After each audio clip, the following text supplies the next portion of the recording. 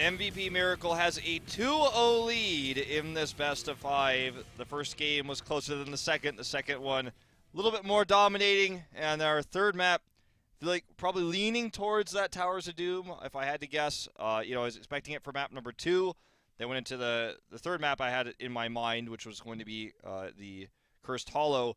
Obviously, they could go to Dragonshire, but it seems to be Raven's best map statistically, but it's one of the maps that Miracle's also good on. So yeah, that is true. And I feel like, if I remember correctly, Miracle was winning 2-0 last series that they fought against in week number 5. And then Raven with that Artanis H82 coming in, Dragonshire, and one of the other battlegrounds. They came back, and it is Dragonshire. Oh wow. Boy, they're picked into it. Oh my, are we going to see Artanis coming in with H82? Let's see if he... Deja vu, perhaps. Oh boy. Seems less likely from what we've been seeing today, especially from Raven and also Miracle. I think they have really stepped up their plays compared to the first 5 weeks. Definitely true. I feel like Honkono has shown the most improvement. He did get punished a few times with the 7-sided on our first map, Battlefield of Eternity, but otherwise I feel like he's really carefully positioned while also scouting and threatening merc camps, rotations. His coverage is some of the best on Murden in terms of the solo laner as well. Every time Dahaka is winning the solo lane, he rotates up there just because he assumes someone is going to gank. He assumes there's going to be a rotation. And if one doesn't come, he rotates back. But if it does, he punishes it. He turns kills around. And we'll see if he does that again here. They're probably going to prioritize the Murden once more. They're going to be second pick this time. I feel like if they always try to go for double tank. And I think having double tank really depressures Honkono from being the only one hand that has to make the play. I think he's a lot more stress-free environment, makes him into a better player, and he can really have fun and also be good at the same time. Yes, that's all what video games are about, man. Have fun, but be good. Don't be bad, please. And of course, winning feels better than losing. For most, anyways. And going into standard draft, that's our ban already. Likely to see. We haven't seen Zarya ban actually today. Well, it's because people started to realize that Zarya can only be used with Vala, so you end up with only the Vala ban to make sure that that doesn't matter too much. We've seen Zarya used with other pairings to mixed results, and in the past we've seen her used with melee assassins for the extra shielding and super hyper aggressive compositions, but it hasn't really been the case in HGC Korea, especially not since last week. So I think this will either be the Vala ban or the Falstad ban. Will be the latter. So global's really important on this map. I would like Raven. Okay, they're going to deny the Malf again, but I would like them to take the Dahaka. This will very likely to be Dahaka Murden again, coming out from Miracle, as we've highlighted too many times on that. Bring some thought into this, but very likely to have at least Dahaka. I think they will take both. I think you're absolutely right. I think they're thinking about the next step. That's what they're actually using this time pool right now, is to think about what Raven is going to do next. Raven, they've been really giving good feedbacks following Miracle. Game number 1, Greymane was the big problem. They banned out Greymane, and then second one, the Zebo came in. I like the switches that Miracle is trying to see. They think they're going for the Valakam, and they actually have so many other cards available for them now. I mean, it's also something that we could think about here is H82's Artanis. Are they wondering, is there something that they can do to prevent it? We haven't seen it yet today. But it's something that you expect to see in a best of 5, especially now when you're on your last legs. They remove the Zeratul, and they stick with the Nazebo. Obviously, the 4-man rotation, most notably the bot lane, is going to be super important on this map in terms of lane pressure because it allows you to rotate, helps you win the shrines. Once you have one shrine secured, especially if you have globals, the second one becomes a ton easier. Nazebo is really going to help with that. And I wonder if we'll just see Sniper on Sergeant Hammer once more as this draft continues, because he's been on it. He's been doing really well. I want to actually look at his HGC stats on the hero. Actually 4-0 currently. I think Miracle realized that Raven is not really favoring the Haka anytime soon, so I think they went around and picked their damage instead. And Zeratul on Hamlin has been making pretty good Void Prison to catch. few of the targets, and I like this pick. Taking away Muradin from Moncano. Most likely going to be De Jong on that Muradin. If not, they've been swapping so many times, they're not completely sure, but also Gul'dan for that wave clear. This looks already so much better. Yeah. Well, Hamlin's not going to be on the Zeratul, which also makes me feel better for Raven right now. I mean, if I had to be honest, Yeah, you're an honest man. I trust you, man. Yeah, I don't lie. So I feel better about it. For the ban here, it's tough to actually choose. I think this is part of the reason why Raven just drafted this way, because they have one of each main role, so you can't choke anything. And none of these heroes lead towards a specific composition. You know, if there was no Malfurion, and you're like, oh, okay, I ban the Ariel because I see where like you run Gul'dan with Ariel on this map, and you know the good wave clear and all the hope. But since they already have Malfurion, you're not really thinking about that. So there's not really a good if ban not here. just Artanis, I think is an okay ban. Yeah, actually, yeah. Gonna take Hammer out, so we're not gonna be seeing that on Miracle side either. So sadly, Sniper, who by the way is 3-1, not 4-0. I misspoke when I looked at his stats earlier. It's 3-1 on the hero. Or maybe Miracle was thinking of taking away Artanis instead. We'll have to see. Raven seems to be picking up Artanis at the very end. That would be crazy if they actually go for that. I doubt it. I think they are very salty from what I saw from game number 1 and 2. I feel that saltiness in them. They want to really salt. they really want to bring that salt down to the ground and really grind on Raven.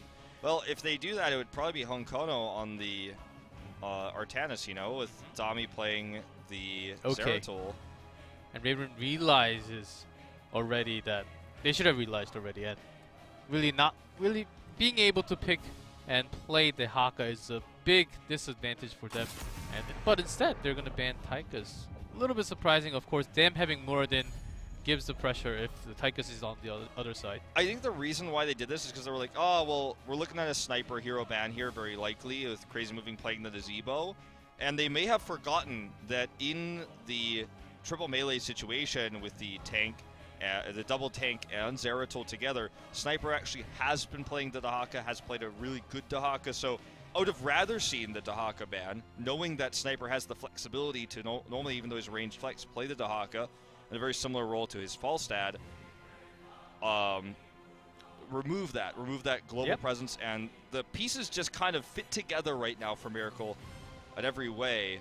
Also chunks the dragon pretty quickly also, so that's a solid ban coming out. And Miracle, maybe, I think they have a lot of options. They just have to choose one coming out. Even Vala could still fit in here. Probably see them pick up a healer with this. Probably the Karazim and the Haka. Oh, gonna leave the healer for last. So okay, double Arthas, tank again. Yeah, Arthas was the most reasonable pick, obviously considering the Muradin removal. And ETC has completely fallen out of favor right now, so just going to be looking for good CC, good wave clear. The solo lane is going to be important for Raven now. Just don't know what they're going to bring to the table that could actually defeat the Dahaka in the solo lane. And they have good wave clear with Gul'dan, but Hammer's removed, so they don't have that hard push bot wave clear. So what's going to be the solo laner for them? That's the big question mark for me right now. They might even bring a melee in, like a Thrall. That would be reasonable. It would at least relieve that top lane pressure. Reasonable, but thinking of, if you take Raven into account, I think he will actually go for the Artanis pick again. It just has to be Artanis. H82, if you know this guy. Let's hope for it, man. I hope so. Haven't seen it yet today. Tyrael. Is a solo top lane, okay? That's and something. Ragnaros both. Solo ranged Gul'dan. Wow. Not a big fan of this composition, if I have to be honest. And as mentioned earlier, I'm usually pretty honest, but the damage that Gul'dan puts off is consistent, but it's not burst. This has a lot of CC, can horrify, it can be protected, just continue to do slow, consistent damage. But there's not enough burst here. Molten Core is going to be helpful, but I can't see how this team composition wins team fights. And Tyrael, their first Tyrael, I believe, ever in HGC? Yes, that's correct. This is actually the least team I would actually guess to have Tyrael on. This is very surprising for me at the moment. And Ragnaros, of course, has that burst, but had that small nerf at the end, so I don't think they can actually complete too many kills with that burst. And when you don't have any burst, you just take consistent heals that don't cost mana, and then you pull out a Lucio. And I think the draft here for Miracle has good control of globals, good damage, good scaling into the late game for this map. And solo damage Gul'dan, I don't think it's going to be enough. But we'll see how they decide to hard engage with the Horrify perhaps. We see Stormbolts go down. Maybe they could isolate some targets, notably the Nazebo.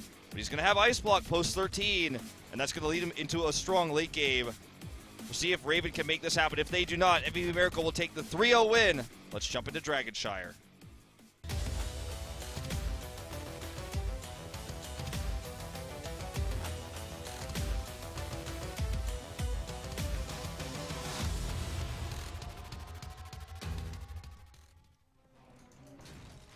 In blue, Joju on Malfurion, Hamlin on Tyrael, Edemex on Gul'dan, Diong on the Muradin as you predicted, and H82 on Ragnaros. And in red, MVP Miracle on Kana and Arthas, Dami on Zeratul, Sniper on the Haka, Crazy Moving on the Zebo, and Darvish on Lucio.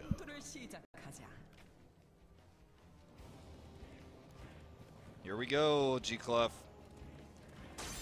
Dami on his usual comfortable Zeratul. Yes. I like this change. And Sniper just going to head up to the top lane. It's going to be a one matchup versus Ragnaros. But Hamlin can, I guess, protect the minions and make this 4-man pretty decent one for Raven with the Tyrael pick. So in the early game before Sanctification, you could see why the pick is strong. But HA2 is really going to lose this one. It's actually Dami who rotates up this time, not Honkono. A great root coming out, and Crazy Moving may actually fall than he does at the end. Look, they do have the smite damage coming in, so, you know, you do have that extra damage when you have that CC hit. The Fel and the Corruption hit all 3 strikes, so in an ideal world with good CC, good placement, perhaps you do get the first, quote-unquote, that gets somebody to kill. The longer the game goes on, though, the tougher it's going to be for that to happen. Diong is really aggressively going in for these, and HA2 is going to take a lot of damage here. He should be fine. He got 3rd wind, so he's going to be able to rotate a lot more and heavily commit each time he does without having to worry about healing, because he's going to get his health back super fast. So kind of a ganky Muradin style. We saw a lot from Sign at the Gold Club World Championship, this particular style. Crazy Moving, all he has to do is just get some stacks, and just stay safe at the bottom line, and just hope for the best for his teammates to actually make the big plays, especially Dami, just rotating up and down. With Lucio, that's even better. NMX here under fire, does get hit with the root. Going to try to turn this around onto Dami. Darvish just going to heal this up, though. You can see that the damage will just be wiped clean after every combo usage. The channel is very briefly in favor of Raven. Will be taken away from them here. Dami is playing with fire. That extra smite damage is pushing him back. And they're making this solo Gul'dan look powerful. Hitting the skill shots consistently. And taking really good trades. Lucio at level 16, again, will have the percentage-based heals.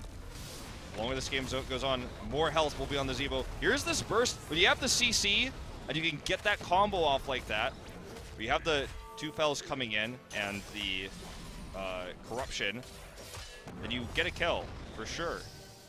This is happening consistently for Raven. Both kills, and nearly a 3rd earlier on.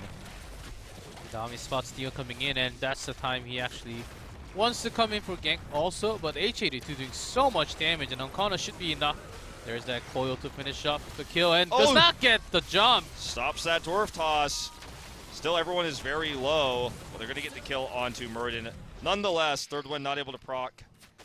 So in just a moment, this game turns on its head.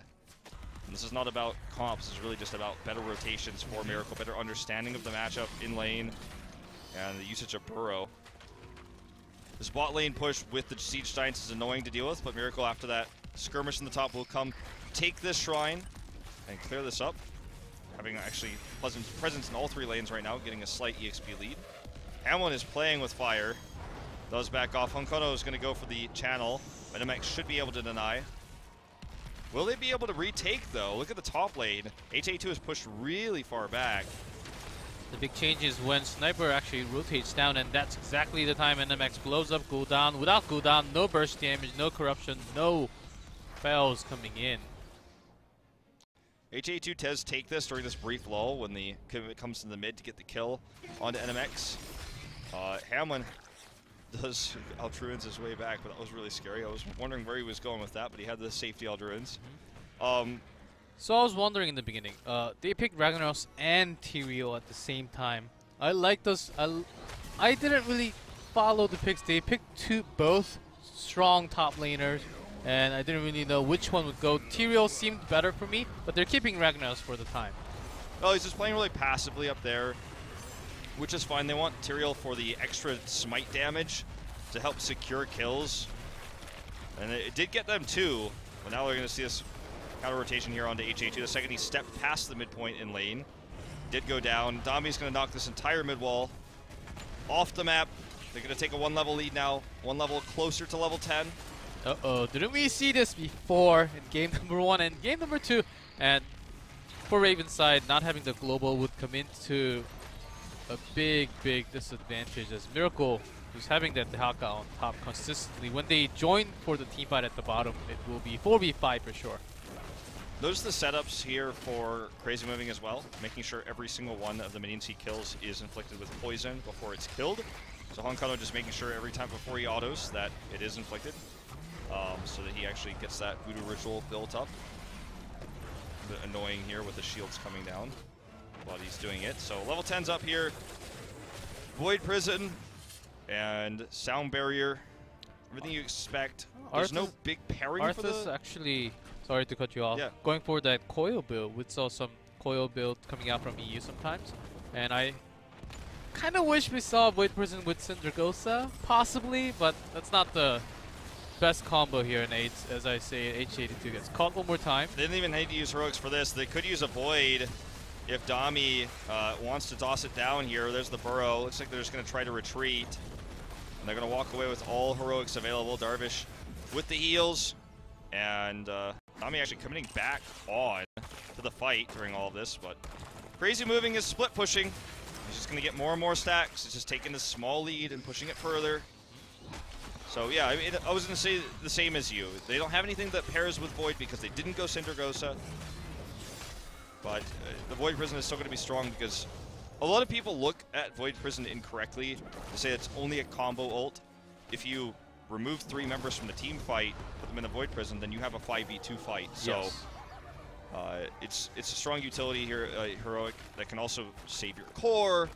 It's just unlimited utility, so it's a big power spike for them to have 10. Yeah, also Void Prison can actually cancel that Sanctification. Void Prison pops Sanct, so that's also a good counter against Tyrael. Well, big rotation up here for Raven. They do get the CC onto Honkono. As you can see, the longer the game goes on, these moves, these CC lockdowns where they're trying to get the burst with Gul'dan, tougher and tougher each time, especially if he's not even there, which was the case as Gul'dan was in the bot lane here. They're going to take control of this bot shrine. But HA2 is going to get caught here. DeYoung's trying to relieve the pressure. We're not going to see Dami jump back in. Sulfury's completely dodged. They did actually use the sound barrier here, though. Darvish just barely escapes the root, gets the boop, and he should be fine. Yeah, that movement speed is so powerful when it comes to the jukes. You can dodge the skill shots so easily. Top lane pressure going to have to be dealt with here by NMX. We'll see if Miracle rotates down to try to take the bottom shrine at the same time. Dami is going to keep that top pressure on so he can rotate down so they can get the channel, the unleash of the Dragon Knight. It's actually Sniper, not Dami, on the Dehaka in this situation. Yeah, they keep on changing. We see Honkono on Dehaka sometimes. Sometimes, yeah. But with the Zeratul, you would expect the Dami in this case to be on the Zera. And it is the case with that Sniper buying, again, a lot of time here, but they actually do not start the channel. He could actually squat this, and they can get the Dragon Knight off this, especially with HA2 going down here in bot. This is almost certainly a Dragon Knight. It is. No one to deny. And they got a kill. And starting with that, to look pretty dangerous here for Raven. And with this, Miracle is starting to really make that push happening on into the forts, and I believe the bottom fort is also pretty damaged from Crazy Moving's push all the way. And I think banning out Tychus from Raven's side, I think they should have been the one to actually take Tychus instead and have some percent-based damage, especially against the dragons if you're going to lose the macro fights. I think that was the better option in the draft. Well, Sound Barrier gets popped here early on. We also have a Gargantuan coming up. The big silence attempt here. We get the 2 with the Molten Swing on this Molten Core, but that's all they're going to get. Even Surfera's on the ground. Yeah, that was kind of... That looked epic. It looked epic. It looked cool. Like if any of Miracle were in that spot at that moment, it would have been a nasty combo. As it turned out, they were very far away. Here's the kill on Tyrael. And now Raven's in full retreat. They used Molten Core. They used Sulfurous. And so there's no objectives on the map right now. Not even the Nightcap they could steal here. So Miracle's just going to try to poke down this fort and maybe turn down to get the neutral cap or invade Siege Giants. Looking for the pick on the De Jong. We're not going to get it, so just grab this fort and back off. And they're in full retreat. Hong Kong are very low on mana. Yeah, at least I don't think Miracle saw that smash coming down on the ground. So they do That's true, actually. They still do have to be careful. I don't think they saw it. So yeah, I think only Raven and all the viewers watching now knows it. There's HG2 is never gonna watch this VOD. Yeah, and Ice Block almost too late after that bolt misses, but this is actually very entertaining, and this is gonna be a problem for Raven. Does have that Sank available. Hamlin goes in, drops that Sank, and that's exactly the time Miracle pops that sound barrier, and they are on to the chase. Notice they just back away and then drop the sound barrier, desyncing here. But right after it's over, we see the silence come down, and Arthas does get killed there. The silence really, really helping out. And it looks like Raven will just take the pick and nothing else. You see Catching Fire does complete here. And HG2 goes around and spots 0-2. There's something wrong with my path. There's something there. That was almost way too actually funny to see the team fight. It was Sank is popped, guys, fall back, and then retreat, and then Miracle pops that sound barrier, guys. Raven's talking, now guys, we have to retreat now, and then that's when the Twilight comes in, and that's the. It's very fun, very fun, entertaining team fight just now. Oh, definitely. And Raven finally gets some ground back in this game, but they're a level and a half behind. They do not have 16, which they desperately need. And Miracle has everyone respawned, ready to go. As we head to this objective, the last time Miracle had this huge lead, there was no objective on the map. This time there's a massive one, so Raven needs to be careful about sitting this far forward. All right, looking for that damage. There's the big CCs coming down, but here's the Void. And this is the isolation I'm talking about here. Honkono, though, does get blown up, or it's just not Honkono, sorry, Crazy Moving. As Honkono was looking for the pick here onto Joju. That's a good trade. 1-1, so Ferris missed, but the Haka is soaking so much damage in the front line sanctification to actually turn things around. Darvish also gets caught at the end. It's a 2 for 2 so far. Looking for a big route to save Dami and help him secure the kill onto Hamlin. Can he get more? Does not seem to have a blink. He does, just barely at the end. Well, there's the fireball to kill him. Sniper's going to take this bot shrine, and they may look to channel. Risky. I'd rather just see him hearth home. And this ends up being a really good trade for Raven. They've evened up the talent tiers with a 3 for 3. They're down a level, so they have a faster respawn time.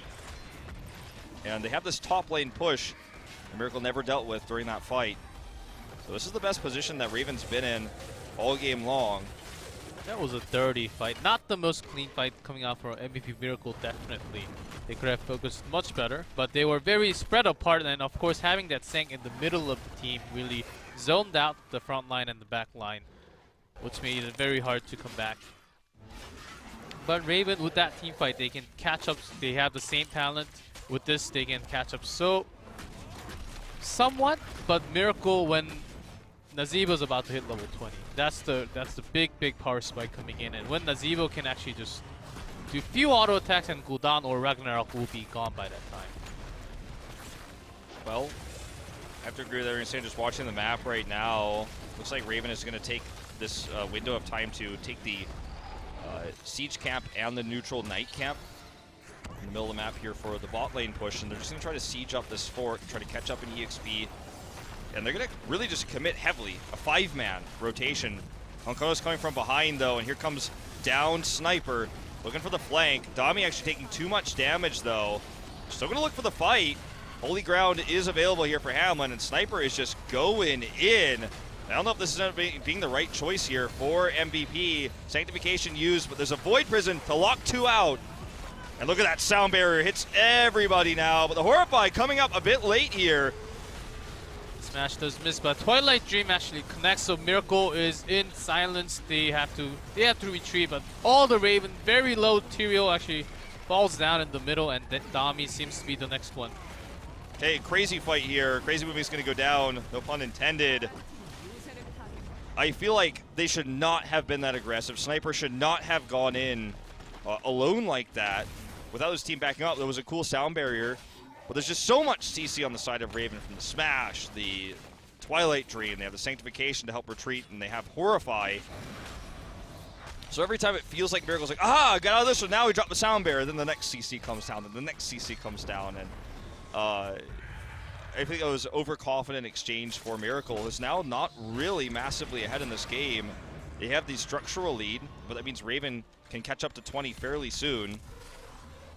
They're obviously significantly behind in terms of levels right now, but with 3 dead and this Dragon Knight, they're going to look for the catch-up. No way for Miracle to deny this. And when this fort goes down, they're almost certainly going to be just a few centimeters away from that level 20 to keep it even. And Miracle still doesn't even quite have it yet, as Honkono's booped out of here with that kick.